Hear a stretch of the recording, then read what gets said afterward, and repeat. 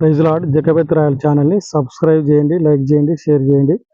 దినం దేవుని వాక్యము 2వ తిమోతి 2వ అధ్యాయము 13వ వచనము. మనము నమ్మదగని వారమైనను ఆయన నమ్మదగిన వాడుగా ఉండును.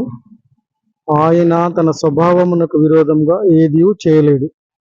మనము నమ్మదగని వారమైనను ఆయన నమ్మదగిన వాడుగా ఉండును.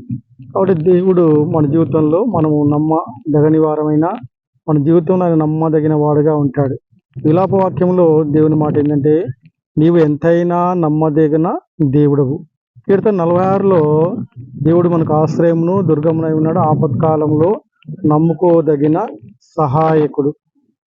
తెసలోనిక పత్రికల్లో ఆయన మనల్ని దుష్టత్వం నుంచి విడిపించి బలపరిచి స్థిరపరిచే వాడుగా ఉన్నాడు. అంతేకాకుండా మరి సామెతలు 28:20లో